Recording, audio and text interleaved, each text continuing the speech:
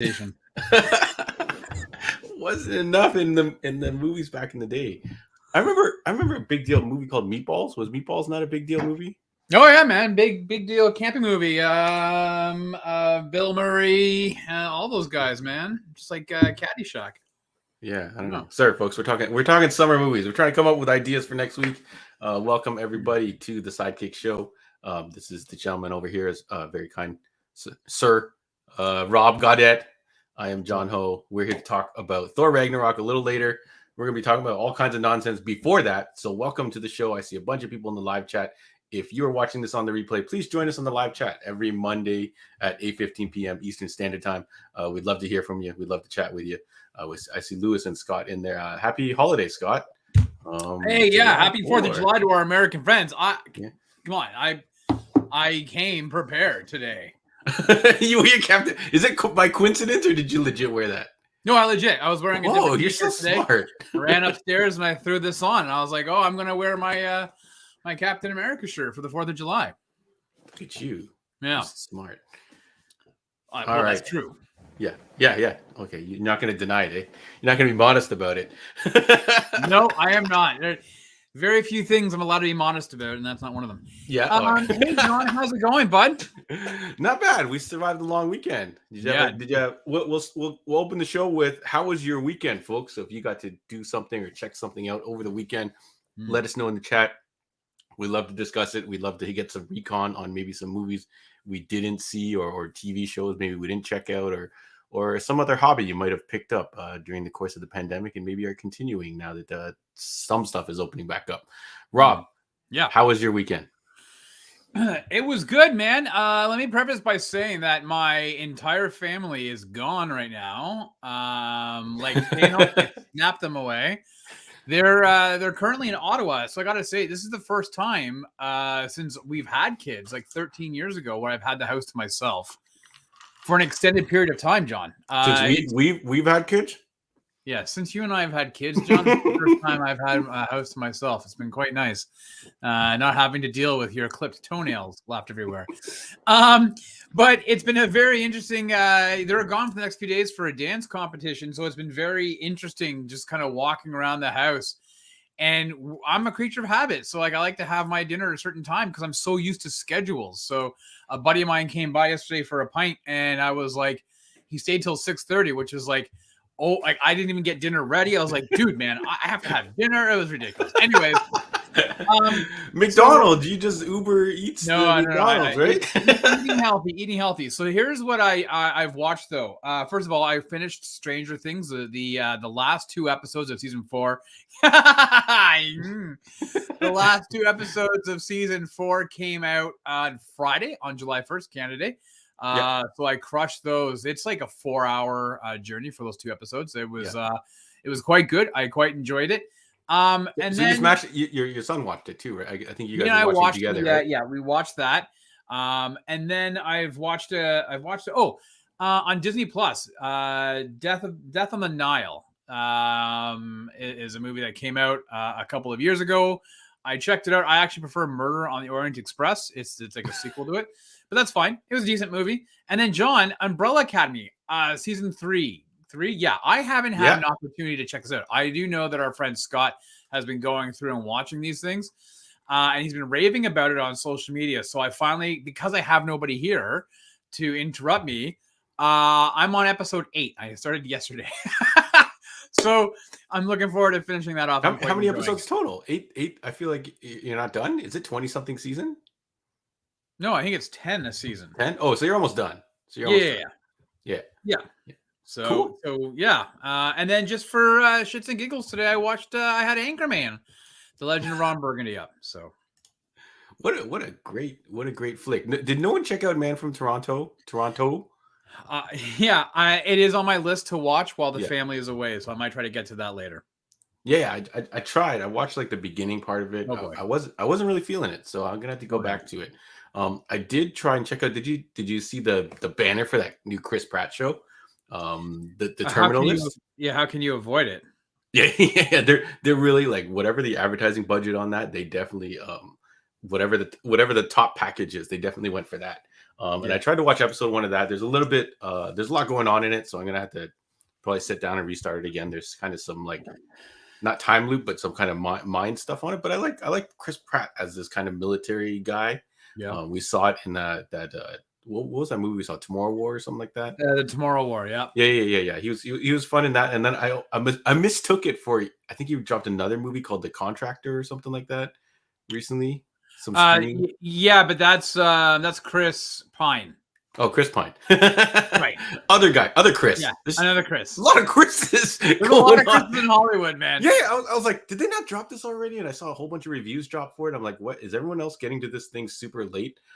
So I checked that out. It seems pretty good. The production values are pretty high. I saw them doing like the kind of trifecta advertising. They're like Jack Reacher, Jack Ryan, and then I forgot what this character's something name. Reese, like John Reese, I think. Yeah, something like that. So it looks cool. I'm gonna have to check it out. But other than that, I didn't get a really chance to get to anything. We did a whole bunch of stuff at the store, a lot of fun things. The new Pokemon Go dropped. People have been going crazy for that. So shout outs to anyone who needs Pokemon Go stuff. And just want to dip in and see what everyone else got a chance to watch. So yeah, Rob's taking all kinds of stuff. Seems like no one really jumped onto this Man from Toronto, eh? Well, you know what? Really because Netflix has released a bunch of movies as of late, and I haven't gotten a chance to see any of them. I will say my son saw Hustle, and he quite enjoyed it. So Man from Toronto is on my list. But John, before we get into the comments, you know what I'm checking out tomorrow night, Tuesday? Black Phone. Black Phone, yes. Black Phone. Very excited to talk and report about that. Yeah. That was your horror jam with Ethan Hawke. So right. shout outs to that. Always up for flying solo to a horror movie. That sounds like a crazy time. I'm going with my sister-in-law. Oh yeah, you were saying you mentioned. I think you mentioned. Yeah. She's she and I have checked out some horror movies in the past together. So Scott Graziano, everybody, Footloose. If you've watched Umbrella Academy, you know what that's all about. Oh yeah, I love the music in that show. So I really have to sit down and watch it. I got to finish off that second season and get to it. Shout outs to Orville. Fraser shouts out Orville. I did want to I wanted to shout out that Miss Marvel does air a brand new episode every Wednesday. I feel like they're not really pumping that show like they should. So I want to do my part and make sure people know that this is an absolutely fantastic show. A lot of fun. Great. I'm only on episode 3 because I'm behind on everything, but there's a great music montage in episode 3 that they're really going to get a kick out of. So a new episode every Wednesday. So check that out. Support local. Scott says nope on the Black Phone. Nope, that's not his jam. I would like to know when Scott's coming back up this way, and I think we should all get together and go see a movie. But I think we should do it like on the spinning wheel, and they're all horror movies. He'll get up and walk out as soon as the lights go down. He'll be like, "All right, see you later." He'll be like, "I gotta go to the washroom." And then But Scott's been gone for a while. He must have some stomach issues. Oh man! Are you eating your drink? Is that bubble tea? I am. I got some bubble tea. It's got like these little cubes in it. I don't quite know what they are, but I'm eating them anyway. Is that tapioca? No, it's not. It's something else. It's some type of grass jelly, pineapple-y tasting thing. I don't know what it is. We'll figure that out later. Look at Fraser. He's coming out with the comment for the win. There we are. How you doing? How you doing? That was really funny. I saw that today. Because what show do we have that we can at least mention Dune for Scott? I think I just read an article, a headline that production has started. I think today was the first day of production on Dune 2. Oh, all right. So we'll see that in like 5 years. Nope. It's 2023, John. Oh my goodness. That's what you say now. Hey, can I just say really quickly? Yeah. You know what? So I mean, you guys see all the comics and everything else behind me. I'm going to tell you, John, I'm actually getting to a point where I think I might start selling off my CGCs. I've enjoyed looking at them. I'm enjoying displaying them, but I think maybe some other people might be, would like to be able to check them out. Anyways, that aside, I was thinking I love movie posters, and you worked at a video store. I worked at a video store. Mm-hmm. I wish I held on to all of those movie posters. I used to have tubes full rolled up. I used to put them everywhere. And I was like, oh, I wonder if I kept. I know I didn't. I don't have anyone anywhere. But I was like, I had like the Crow. Like I had all of these like wicked posters, like the Matrix, all that shit. I don't have any of it. Do you know how expensive that stuff is to get original movie posters now? Some of them are like a few $100s for the it's crazy. I remember they would send so much. You would just have stacks of them. And I don't know how so we're gonna take a trip back in time, folks, what it was like to work in a video store. We had these like those, the poster marquees with the light bulbs all around them.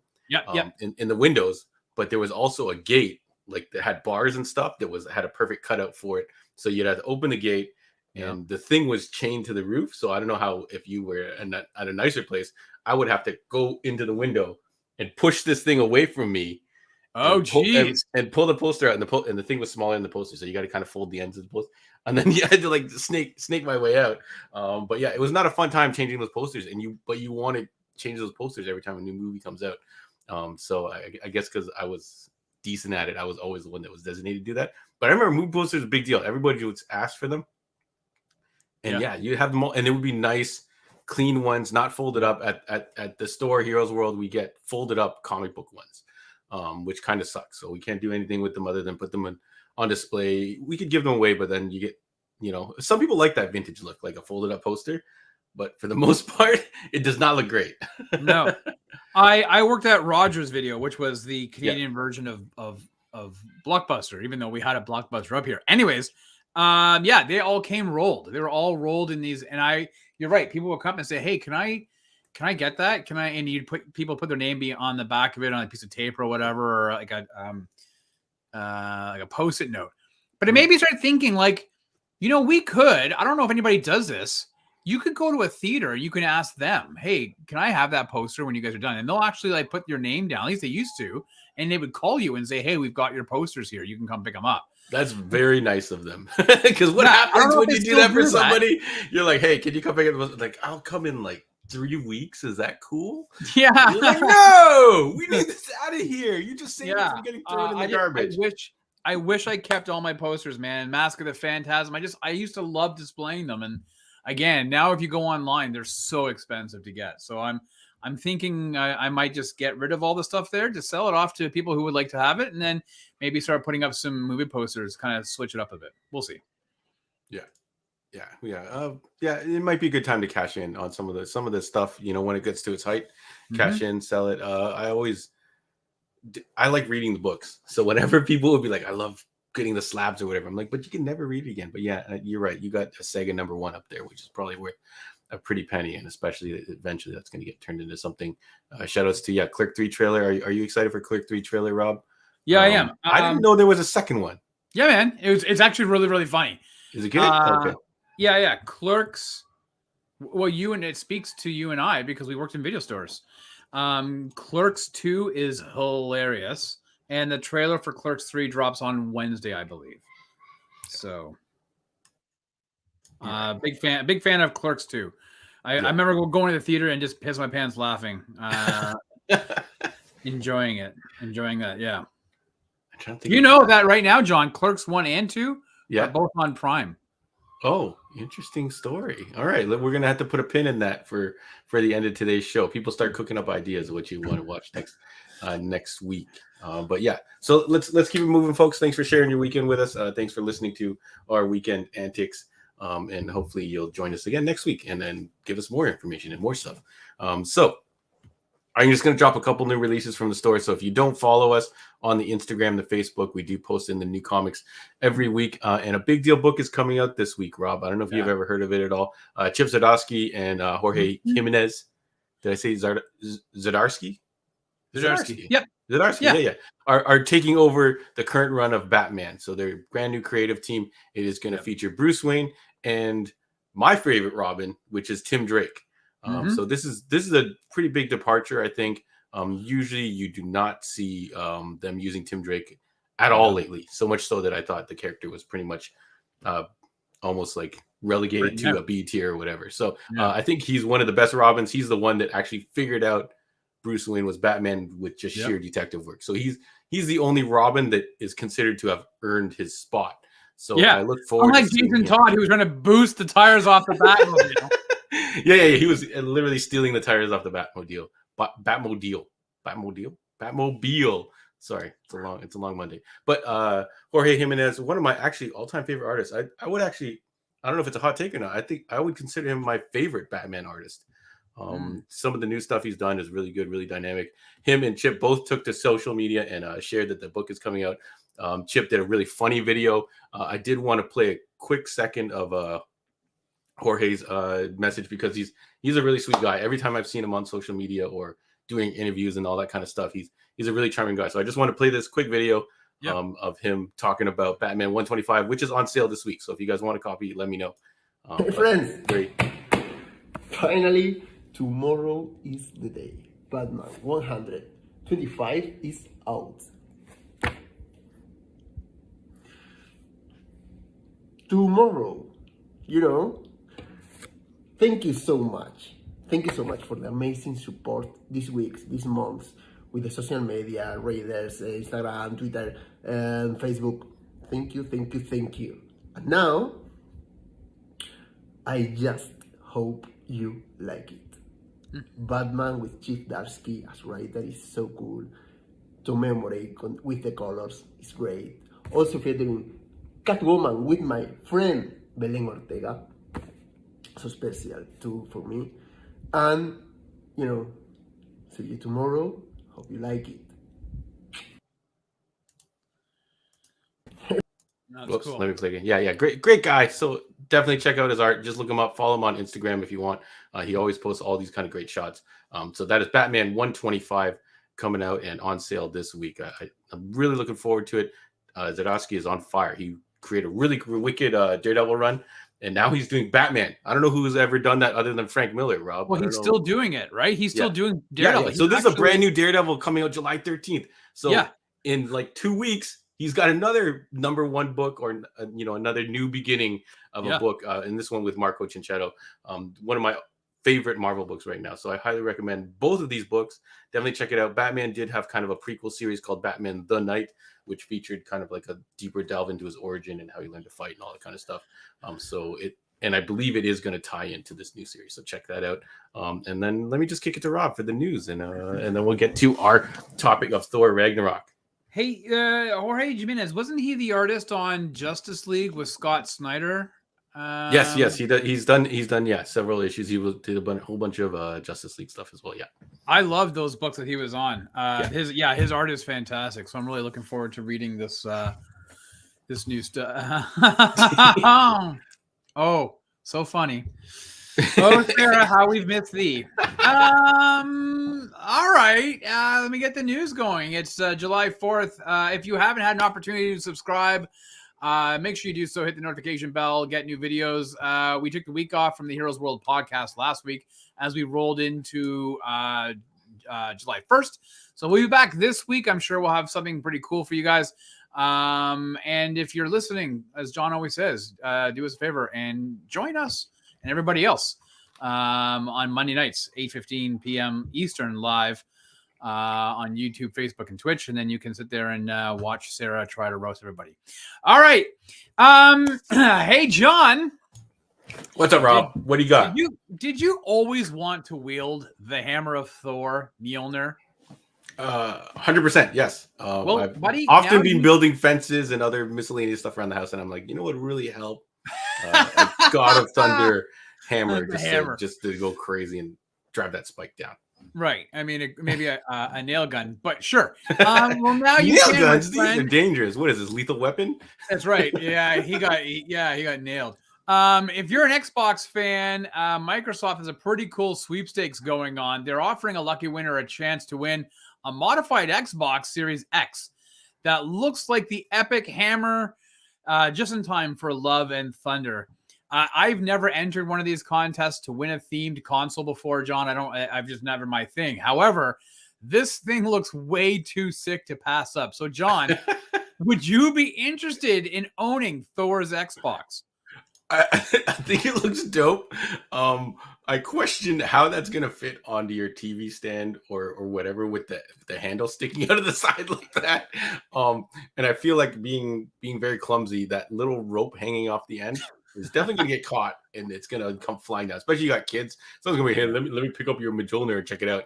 And meanwhile, that's like a $700 system on the end of it. It better be secured pretty good. I like how they have the cracking on the lower part of the thing. So if you get it, Rob, and you put it on your TV stand, you're gonna have to crack it to make sure it lines up with that design there. There you go. Okay. It also begs the question: what would they use the PS5 for merchandise tie-in? Because that thing just looks hideous. That thing is massive. That could be the Stormbringer, I guess. Yeah. Well, very, very good. I was thinking ridiculous. Yeah. Hey, John, we can all agree that Hugh Jackman will always be associated with Wolverine, right? Yes. I'm waiting for Wolverine the musical. If that's coming out, sign me up. No, you still want the romantic comedy. I do want the rom-com love triangle that I developed, and I'm still working on the script. So you Marvel guys can call me. Right. Well, if your script writing is as fast as you getting to like TV show seasons, we'll be watching your script debut in 2052. But back to Wolverine, John. It's inevitable that the role of the Wild Canadian is going to be recast within the MCU, and Taron Egerton of Kingsman and Rocketman fame has made it clear he would love to be cast in the role and has had meetings with Marvel about it. So, John, can you see Taron as the new Wolverine? Who did he play in the Kingsman? Is he the main character? He's Eggsy. He's Eggsy? That doesn't look like him though in that picture, right? It's been some time since I've watched Kingsman. But I guess he is somewhat shorter in stature, to my understanding, watching Kingsman. And some people who are hardcore Wolverine-ites or Wolverine heads want him to be that shorter, stockier dude. So, tough shoes to fill.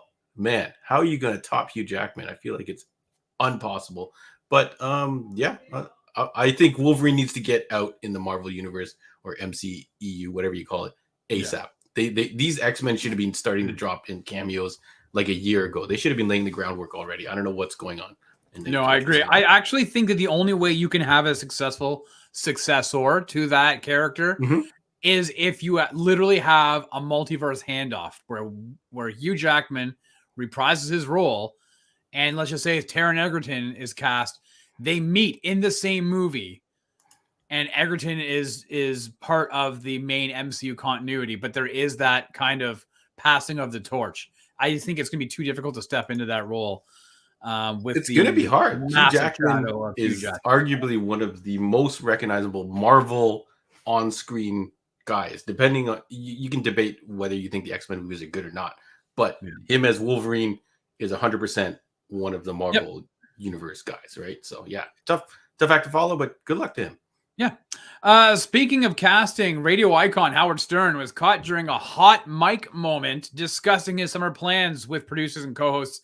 And he made a comment that he was going to be quite busy this summer, quote, doing Dr. Doom, end quote. And that's going to be so busy, he's quite miserable about it. Stern also said he called up his, which is not unsurprising for Stern. He also called up his buddy Robert Downey Jr. apparently, who you may know, John, from his 80s hit movie Weird Science. And he asked RDJ about his thoughts on acting for this role. So now we can assume, obviously, Stern is not going to play Dr. Doom. He's well into his 60s. That's not happening. But he's likely playing a version of himself. So my question to you guys and to John is this all a ruse, a prank? I mean, Stern has been known to do these hot mic moments before. Or do you think this is legit? What do you think, John? Anybody in the comments, let us know. I think you're right. Like, if the rumor is true and basically he's playing a version of himself and inserting himself into MCU a la a Stan Lee-ish type cameo, that 100% makes sense. Why hasn't he done it before? I have listened to a lot of his show before, and he does complain about basically having to do anything other than what he does now. So it'd be crazy if he takes on additional workload. The guy's been doing, I don't know how long he's been doing the Howard Stern show for. I feel like the last time I heard about it, he just signed a 5-year extension, and that already ran up. So I don't know if he's signed another one, but he is getting up there. But sure, why not put him in? I saw the rumor, like, you don't think he's going to do Dr. Doom's voice or something like that? No. Here's, you know what? Actually, I legit think, I don't know I know that we talked about this offline with Stu, and he was like, maybe it's for a video game or an animated series. But it is quite possible that it will tie, if they're doing a Doctor Doom movie or even a Disney Plus show or whatever, it will tie into New York. New York is the home base of the Fantastic Four. And what represents New York more than your media personalities? And Howard Stern is synonymous with New York and New York City. So it honestly would not surprise me that he is just going to be playing a version of himself as a shock jock in the MCU. So that's where I think that the likelihood is he's just going to be playing a version of himself. But it'll be interesting. Again, as random videos put up on this commented, Howard Stern is a known troll. And he did do this for something back in like the early 2000s. So, and it was all for shit. I mean, the guy's a professional. He knows when the mic is hot. So it is interesting. I mean, maybe he was having a brain fart, but you never know. And finally, John, Love and Thunder isn't the only MCU movie hitting the silver screen this year, as Black Panther Wakanda Forever will drop this fall. We are starting to see some of the marketing materials showing up on the internet. As we know, Prince Namor is going to be in Wakanda Forever, played by Tenoch Huerta. We got the first look, kind of, of what Namor is going to look like. Obviously, this is a artistic rendering. I believe these are like sticker packs or maybe like a shirt logo design, but that's what Prince Namor is going to look like. We also got promo art for his nemesis, Atuma. And they also released some Riri Williams sticker packs. You can see they made a logo for Ironheart. So, John, does this look for Namor excite you even more for Wakanda Forever, or are you kind of like, whatever? I'm curious to see how he's portrayed on screen. He is a really fun character in the comics. So I think we did a whole episode dedicated to him and how he just kind of calls out the Marvel Universe characters for their shit and stuff like that. And he's kind of just like a kind of a badass, but he also does have kind of a silly look to him.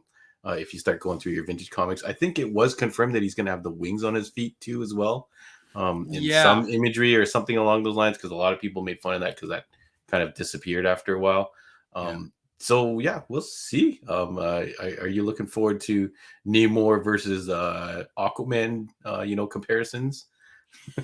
Well, that's inevitable. That's what's going to happen, right? It also makes you wonder if that's part of the reason why Aquaman moved from its original December release down to March, I think, or whatever, February, right? It moved off the mark by a few months. So, but that could just it's going to take a lot for them to CGI someone out and put someone else in. Well, that's for the Flash.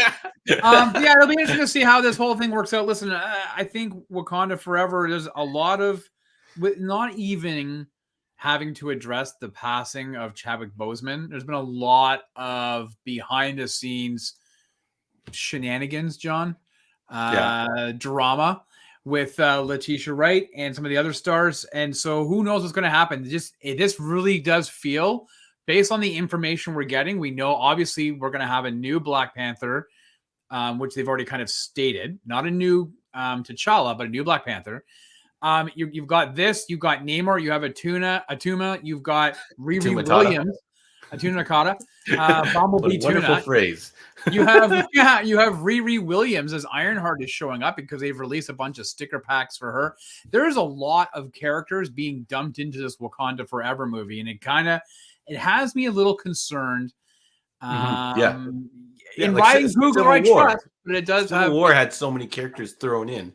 I wonder what the movie might have been like if they kind of toned it back a little bit. Shout out to Scott. Namor's catchphrase was "Impervious Rex," I believe. Not sure. Don't quote me on that. Big tuna. Tuna would be funny. I'll take the tuna, no crust. I heard he likes to listen to music while he's driving. He likes to tuna in. All right, John. That's the news, buddy. That's all I got for you. All right, cool. Yeah, so it looks like our group does not like Howard Stern, so shout outs to that. If he gets a cameo, I'm pretty sure some of the people in the chat can take it or leave it. I am kind of a Stern fan, so I don't know if I've ever wanted to see him appear in my Marvel movies, though. So we'll see what happens with that. Anyways, thank you everybody for sticking with us. Are we gonna jump to the movie now, Rob? Do we have to cover anything else before we got to do that? I don't think so. I don't think so. So the hype train is holy crap! It's going full speed. Thor: Love and Thunder dropping this week. I hope you got your tickets, folks. If you are comfortable going out and checking out the movie, I'm going to see it ASAP on the Thursday, I believe. Good one of those really wacky late night shows, which are always kind of fun. So I went from kind of like meh, I'll see this to I'm really looking forward to this, especially after watching our movie this week, which we did watch Thor 3, aka Thor Ragnarok, aka Point Break Ragnarok. I don't know what you would call this movie.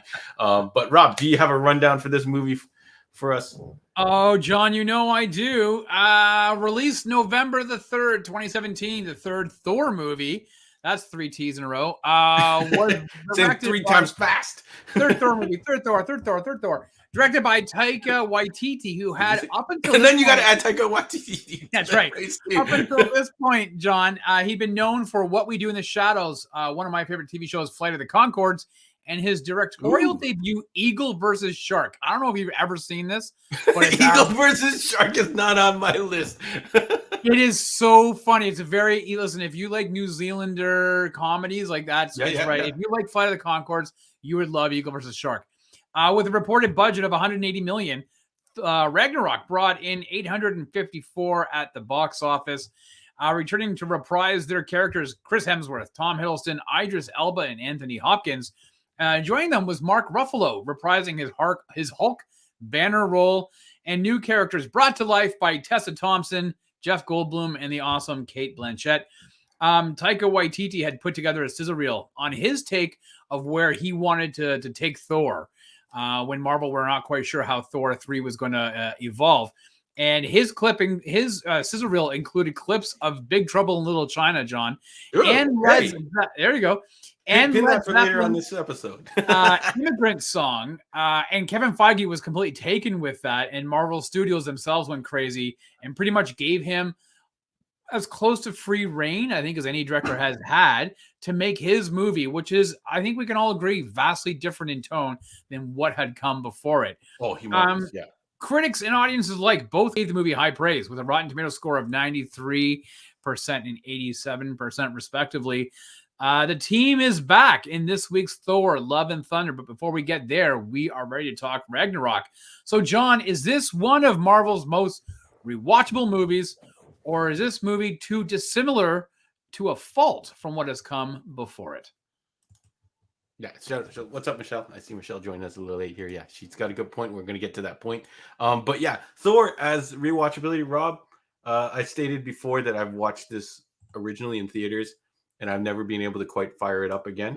Okay. I don't know what it is about the beginning of this movie that doesn't quite hit as hard as I guess it did in theaters. But once I got past that point, I love this movie. This movie is a fantastic, fun ride. I often compared it to that Flash Gordon feeling when you were a kid. You see these guys like flying on the surfboards, and then they're fighting on like these spikes and all this kind of craziness. And then it's had all this like crazy music, like the Flash Gordon music. I compare a lot of that synth. Yeah. So a lot of the synth music in this movie takes you back to the 80s feel. I do question double usage of the Immigrant Song, but maybe I'm just not a huge fan of that song, or maybe it just feels like it got used a lot because Wonder Woman used the same song, right? No. They did not use it. I swear Wonder Woman used the exact same. But Snyder Cut? No. Nope. Nobody else has. All right. Anyways, well, they used it twice in this movie. Anyways, and I was just like, what? Who makes it? I swear they used it in one of the Wonder Womans. Anyways, or they used a similar. I guess her. Anyways, I'll stop talking about that. But overall, this movie is really fun. Like it has like all these great moments. It's definitely, as Michelle stated, a lot more jokey than you would have thought. Okay, I'll shut up about that. I would just question the double usage of it. But sure, why not? Maybe you know what? I probably have to listen to the song on its own. I don't think I have this on any of my playlists, so I'll do that. I'll go back and I'll listen to the song proper. It's what they actually pretty much play the entire song in the movie because it is only like 2 minutes and some seconds, so it's a pretty quick song. Yeah. Maybe I need my volume louder. That's I find a lot of music doesn't sound good until you really like crank that. In all fairness, you watch this probably on your laptop. Yes, that is another strike. Yeah, I don't have a good sound. I don't have a good sound system / TV setup, so I would have to watch this on headphones at full blast. So maybe that's the key factor. But I definitely would put this in my Marvel. I think I questioned before if it hits my top 5, or I don't know if we were talking about Endgame Infinity War, but this is definitely above Endgame Infinity War for me. Wow. So let me check in with Rob before we talk a little bit more about this movie. So Rob, how do you feel overall? I know you've watched this movie several times, probably a couple times already in the year 2022. Yes. How do you feel about it now, watching it right on the eve of the release of Love and Thunder? Yeah, listen, I'm stoked to see Love and Thunder. I remember watching Ragnarok in the theater, and you don't like that first scene where he's narrating and he's stuck in the chain. I wouldn't say I don't like it when you turn it on, and you need something to kind of catch your attention and get you to do the rewatch. I feel like it's just maybe a little slower than I'm ready for. I thought it was hilarious. I thought the whole thing was it's a great scene. Yeah, he stops talking because he's spinning around. He can't see him. And he wants to wait until at that moment I was like, holy shit! This again. I was familiar with Taika Waititi, with his work with Flight of the Conchords, with his with all those the What We Do in the Shadows and everything else. So I was really excited to see how his humor would be integrated into it, or his flair, and I was totally shocked to see that it was pretty much like what you would want out of a Taika Waititi movie. So I get that Michelle doesn't like the jokes, and I know that our friend Andre is definitely not a fan of this movie because of the humor aspect. But for me, it works. It's fun. They can't all be Glengarry Glen Ross. Sometimes you got to go to a movie and just have a hell of a good time and laugh and see the characters that you enjoyed, thinking about as kids and in a different situation and scenarios. And this movie is vibrant. So colorful. Colorful. It's just so, and Jeff Goldblum, as the Grandmaster, this movie was just hitting on so many cylinders. And for me, it's one of those movies that I can throw on at any time and watch. I could have it on the background and it will totally distract me because something's going to happen. It's going to make me smile. It's going to make me laugh, and I'll get distracted and get caught up in all the beautiful imagery, and that's it. So, man, I'm a big fan of Ragnarok. It is just heightened my excitement for Love and Thunder, and I cannot wait. I have my tickets for Friday. Yeah. So shout outs to the Jeff Goldblum. You mentioned it. I think I'm one more watch away from really appreciating him. I think he's great. I remember really laughing at him in the theaters. Second watch, he's got some really funny stuff going on in the second watch. Someone told me that a lot of his scenes, they kept in, sometimes he laughs during the scene when he wasn't supposed to, and they just kept it in there or something. There's one point where he's I think they call the people slaves or something, and he's like, I don't like that word. He's like, the prisoners with jobs, you mean? He's like, yeah. You're just like, oh man, this guy is great. And then the scene where after I guess his ship crashes or everyone gets free, and then he's like, whoa, all right, good job everybody on this revolution. And he's like, I think it's great. We all played our part. You don't have a revolution without someone to overthrow. So he's like, thanks for coming out, everybody. And just kind of they cut the movie after that. I think I'm one more watch away from just loving everything he does in this movie.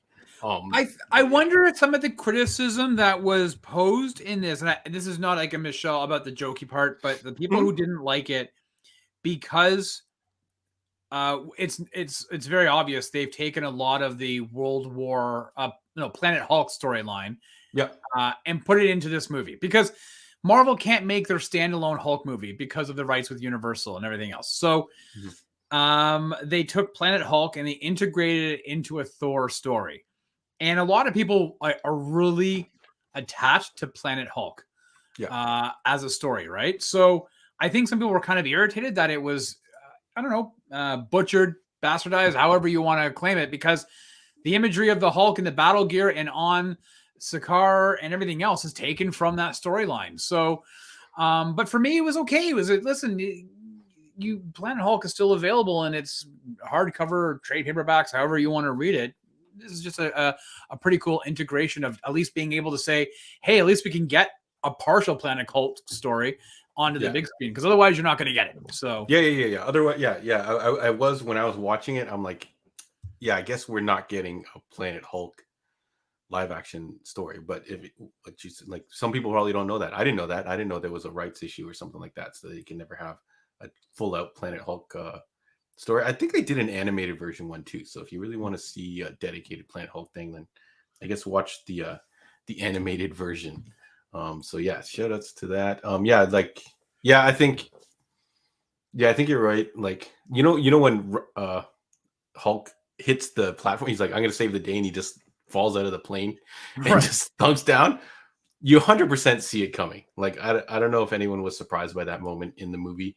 But I remember in the theaters, I was like, okay, maybe they went a little too far with the jokes, but I think it works for this particular movie, and that's why I can place it higher.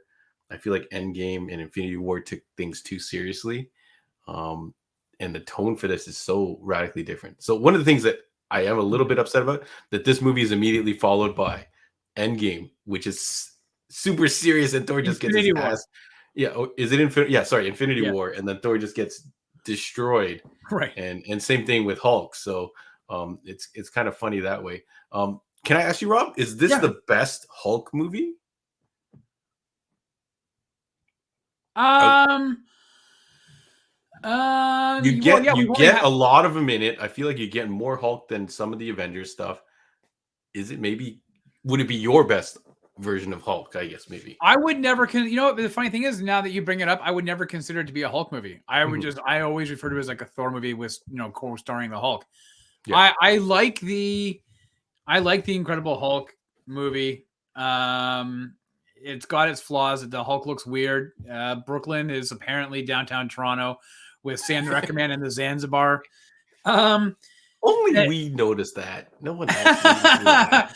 I used to puke outside of there. And so, but yeah, I mean, I think this is a really interesting take on the Hulk.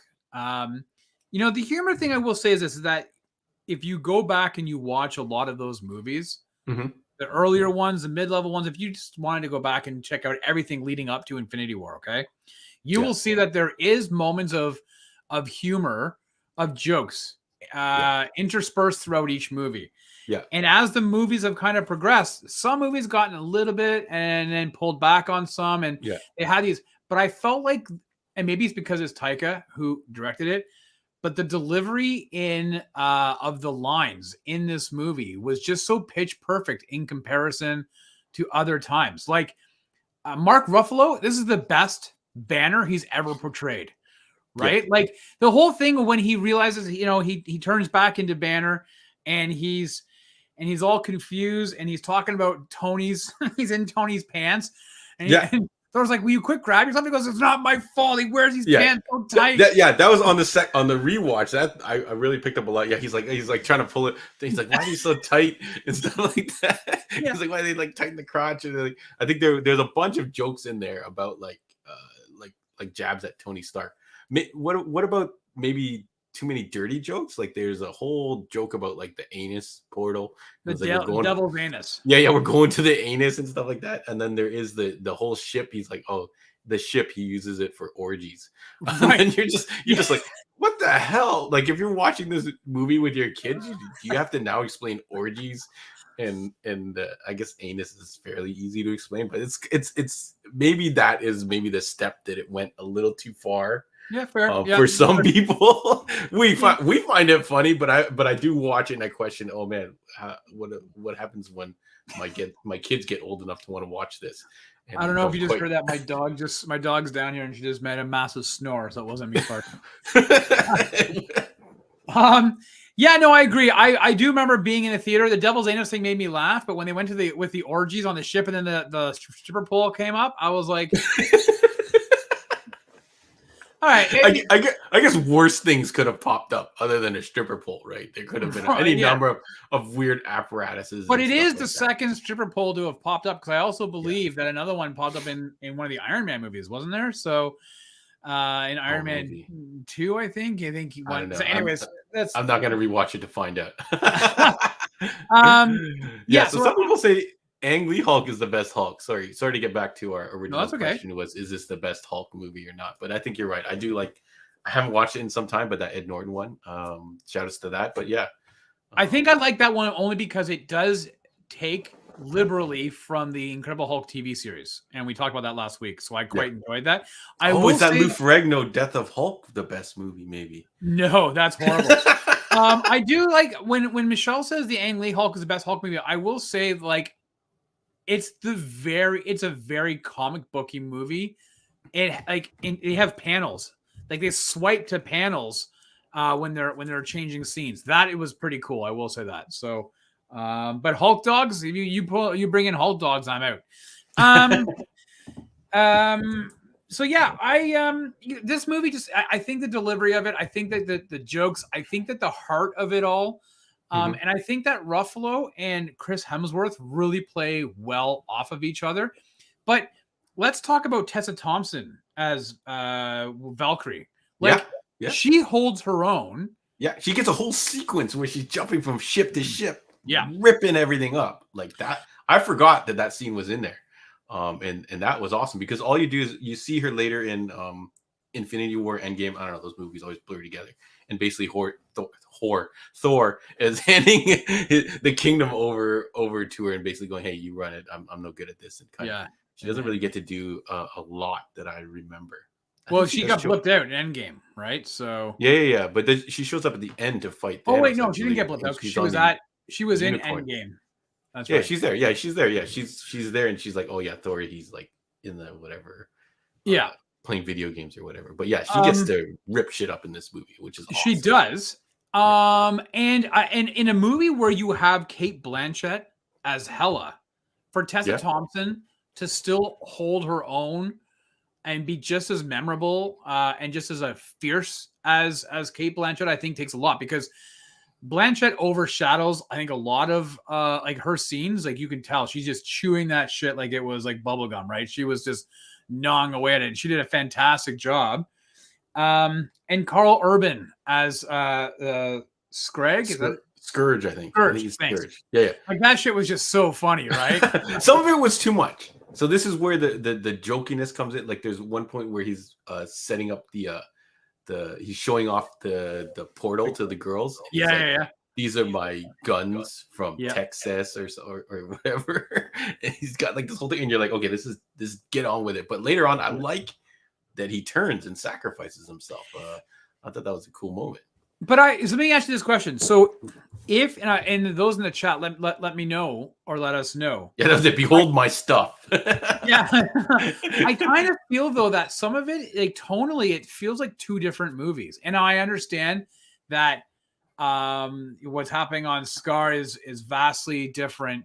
And I mean, just the look of it is very colorful and poppy comparative to it's very very Kirby-esque, right? Like it is very Kirby-esque. Like all their rooms had like these kind of Kirby like lines and designs and stuff like that. If you don't know what I'm talking about, look up an artist called Jack Kirby. He's like a kind of old school artist, which I believe they took a lot of inspiration from him. Sure. For like the entire is it Sakaar or Scar? It's Scar, I think you're right. Sakaar. It's Sakaar. I keep Sakaar, saying yeah. The entire design is basically just a tribute to him. So if you like that kind of style, check it out. It's really cool. But they do, but Asgard is completely different, right? So it and its look and its tone. But sometimes you would be forgiven if you kind of thought that two different directors had directed that movie because it is just so vastly different. But I did think Cate Blanchett as Hela did a fantastic job. Yeah. Loki for me got relegated to like a bit character. Yeah. But you get that great scene, the get help scene. So yeah. Let's do get help. And he's like, no, that's humiliating. He's like, get help. And then they do it. Yeah. And he just throws them. Yeah. And then there's a whole speech. I forgot what the speech was. I just wrote down that Loki does like a snake analogy or something. There's like a whole speech about something about a snake and like bites you or something like that. Yeah. Like that was a really funny part of the movie. Did it bother you? I got this comment up here that says Lewis, Des, and Troy, the guns. Did it bother you once in a while you would see the guns on his back? Sometimes they would be gone in other shots. It was really weird. I didn't know where the guns were. I never. You didn't notice? But it's really funny because you twig me all the time on Six Underground and Yep. and Dave Franco's hat on and off, Yep. on and off while he's driving in that opening scene. I never noticed it, so that's quite funny. That Yeah. So when you rewatch it next, you'll notice sometimes he's got one gun on his back. Yep. Sometimes he's got two. Sometimes he's got none. And then all of a sudden, the next scene, he pulls out the gun. So I'm like, I don't know, are these guns coming from? I assumed he just grabbed them at the end, but he has them. Like, I don't know. It's really weird. But anyways, it's irrelevant. It's a fun scene. I guess let me throw a couple other nitpicks at you. How about the giant wolf at the end? How did you feel about that? I felt like it was like, like the Lego movie where the cat shows up and it's just like a giant cat and they're just filming like perspective wise. I was like, I feel like this wolf needed a little something else going on to really sell it. It was only there to provide a battle for Hulk. Otherwise, what would Hulk have done? Maybe there's nothing left for him to fight. It was cool. It was just a little jarring though, that for some reason I didn't buy that it was a giant wolf. I just figured it was like a wolf that was really close to the camera. A regular sized wolf is what it was a regular sized wolf that was really close to the camera and using this forced perspective to trick us.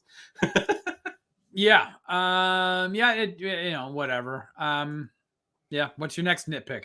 Let me see. I think that was it. Like overall, like maybe just a little bit too jokey. The big dog service. Yeah, no, I think that was it. I remember seeing the trailer. I remember seeing the trailer for this, John, when Thor comes down and he's on the bridge, on the Rainbow Bridge. Yeah, and both his eyes are lit up and everything else. And then in the theater, when he had his eye sliced off, I was like, "What? They lied to us in the marketing," which always happens. But I remember that blew me away. I feel like that was one of the first times that we really got this whole, Marvel's cutting completely different trailers or doctoring the trailers up so that they either throw us off or don't reveal spoilers. Yeah. I remember a lot of people were upset that they spoiled that Hulk was in this movie for the trailers. I don't know if they wanted them not to mention anything and just have Hulk all of a sudden show up. But I feel I remember he was supposed to be in the Infinity War. In the Infinity War trailer, Hulk is there. And he's not in the movie. No, but people didn't like the fact that they spoiled that Hulk is actually in this movie. Right. Like they should have just kept it a secret and just all of a sudden Hulk shows up, which would have been pretty crazy. So are you now? We talked about this at the beginning. You're a bit more hyped now for Love and Thunder than you. Yeah. After I watched, because I actually did take, I had an extra second. I fired up Thor 1. Thor 1 is essentially a rom-com. You can confirm or deny it if you want. But it's basically like a rom-com. Yeah. It's exactly. It's exactly that, and kind of Thor is very much pining over the Jane character and stuff like that. Number 2, for some reason, I can't get through this movie, so I fired it up. I don't know how many times. I can't do it. I don't know. And every time I ask someone, they're like, "Yeah, it's a sucky movie, anyways." So don't force yourself. So if I had to rank these, Thor 3 is 100% on top. Yep. Thor 1, and then Thor 2, if I ever get around to it, is somewhere down at the bottom. But the humor in this. I just had a really good time watching it. It was really fun.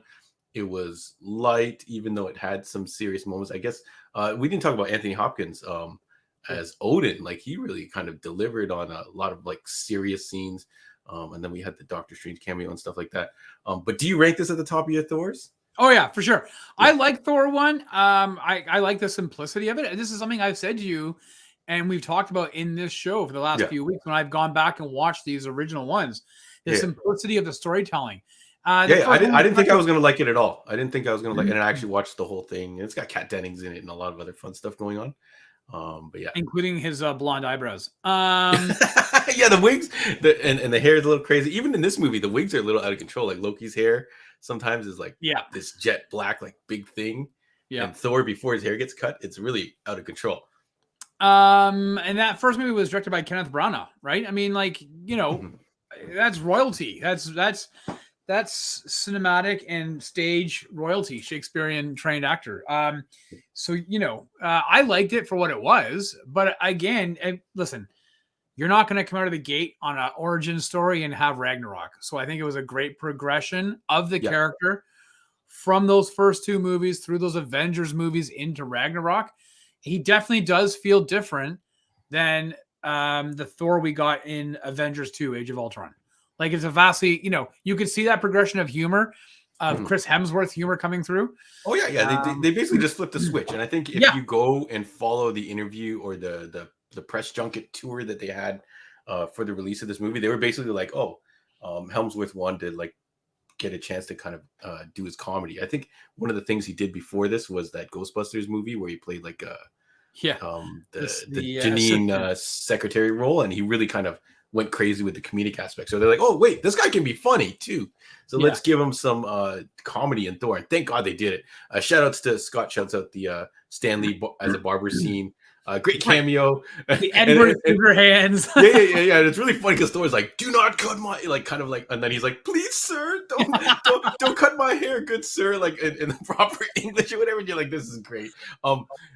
So they cut his hair off in this one, and we've seen in 3, I believe he has the long hair back. Yeah. Is there a preferred look for you, Rob? Do you like short hair Thor? Or do you maybe like the fat Thor with the combo? No, I don't like the fat Thor at all.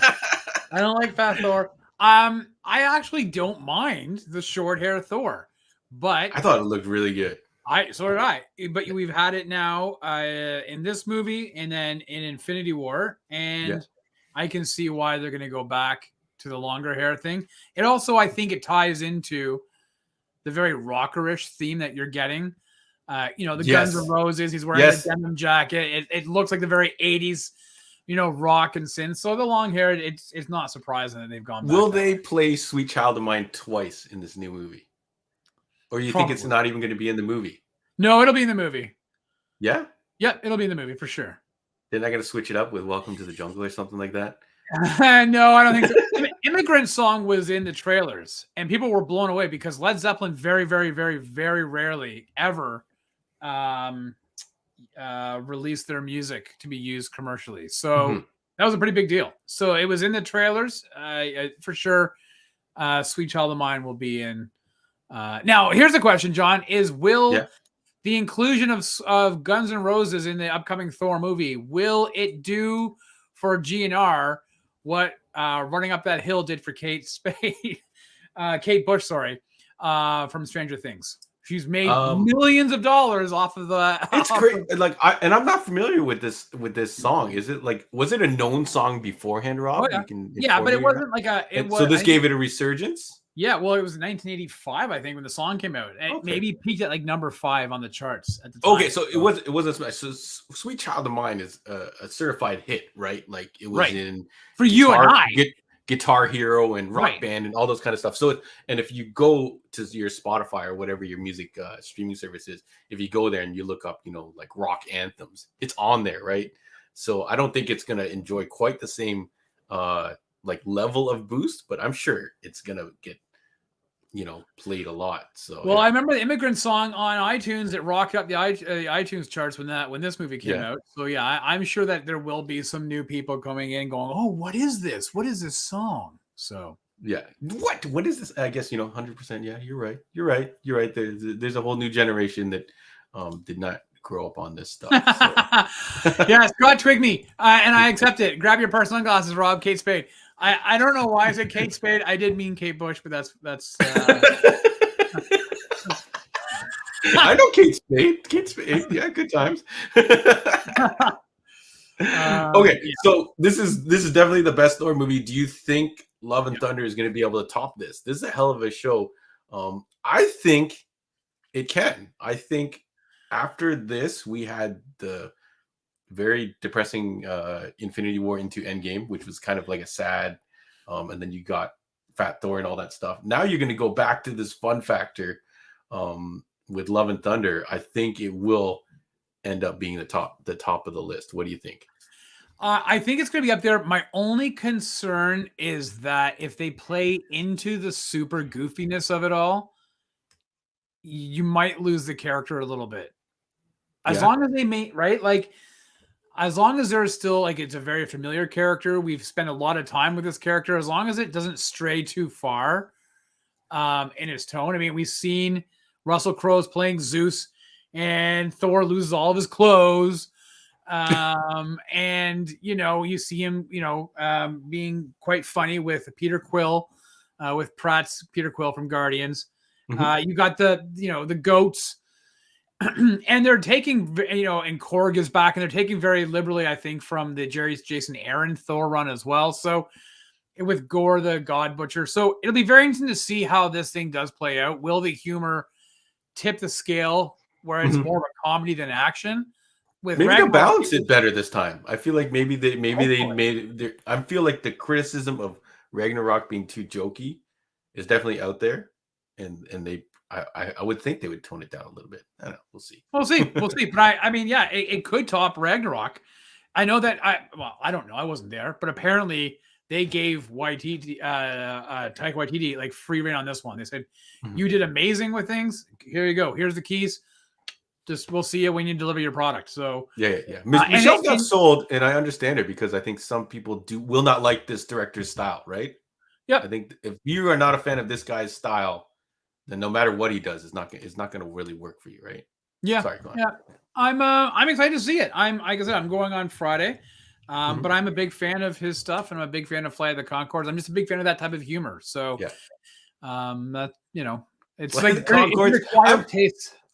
Yeah, I've only seen a handful of episodes of Flight of the Conchords, but their damn songs are still stuck in my head. I don't know if you wrote those or whoever wrote those, but it's some funny times. If you haven't watched it, check it out on YouTube or wherever the hell it's streaming. Craig thinks I have elf ears. Oh yeah. If you kind of center yourself and drop a little lower, my chair with the busted wheel gave up. So this I'm seeing on a shorter chair, and it's really throwing me off. There we go. But yeah, there you go. You look like one of those guys from Lord of the Rings. I'm Malekith, the Dark Elf, and I'm You could be one of those scenes that I refuse to watch, which is like an hour of people sitting around a table discussing things.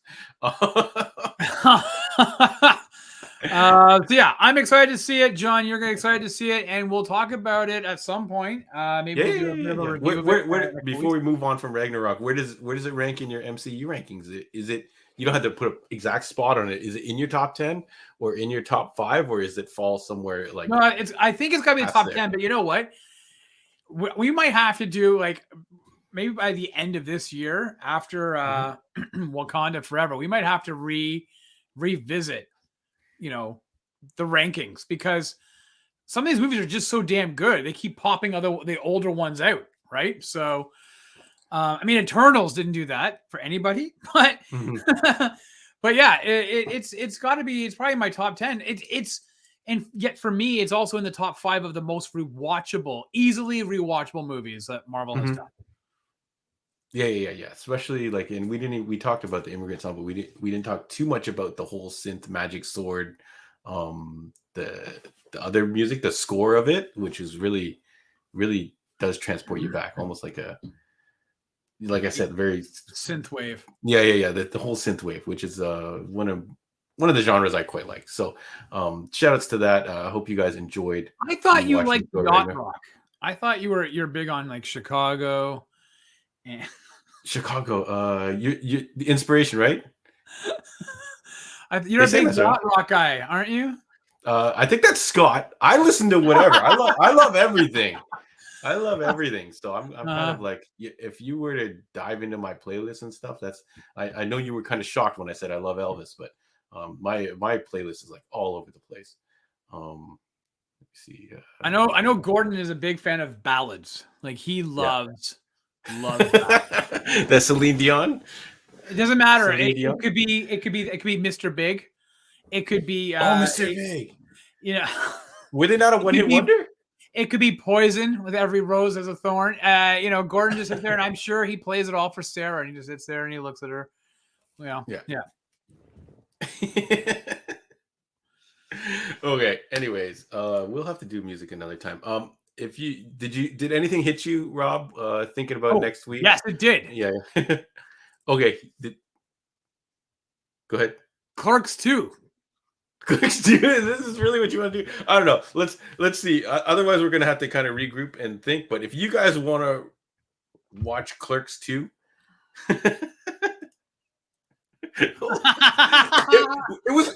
they were a one-hit wonder band, right? That's the only song they have, right? Yeah. And I quite love. I remember I quite. I'm gonna add it to my playlist. It's gonna immediately follow the Immigrant Song, so we'll see if it holds up. You and how far I can't get. do that, John. I don't know. I have to listen to music on full blast, with a nice, loud sound system. I might have a good sound system at home, but in my car, it's usually pretty decent. Oh yeah. So look, hey, look, Clerks 2. Gord says they have 2 songs. What's the other song, Gord? Without looking it up, then. Clerks 2. Hey, look at this. Why does Gord say Duck Clerks 2? Is that Howard the Duck Clerks 2? No. I'm not too sure. Maybe he meant to say the F word. Oh. He's not a fan of Clerks 2. I remember watching Chasing Amy, and that was really like not what I was expecting it to be. Right? That's a Kevin Smith movie as well, right? It is. Yeah. Oh, Clerks 2. It looks like okay. All right, Rob, are you down with this? Yeah, man. It's on Amazon Prime.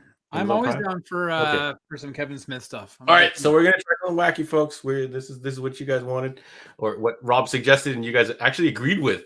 Well, I think it was pretty crazy. Yeah, it is, because nobody ever agrees with me.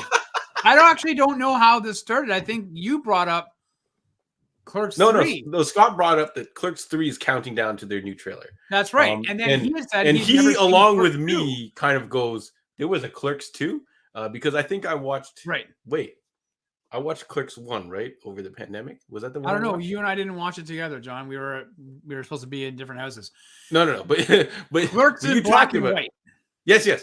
Clerks 1 is the one that I watched during the pandemic because you talked about it so much for the first time, and I did enjoy it. So we'll see what happens with Clerks 2. I had no idea it existed. Yeah. So then all of these promotions for Clerks 3 must have really confused you. Were you like, no. Is this like Leonard Part 8, where I don't know that there were originally 7 other movies? And the whole I just don't remember anyone talking about a Clerks 2. Usual Suspects, there's only one?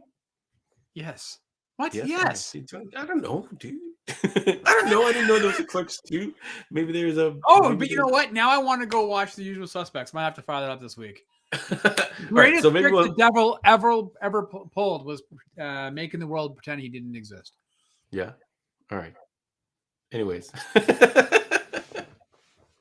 right. I don't know if Gord came up with that. Did Gord come up with the other song that that was their hit? I'm pretty sure we designated them one-hit wonders. But fire up that song. Immediately follow it with it's all it's in our head. It's in our head. Hello, little girl.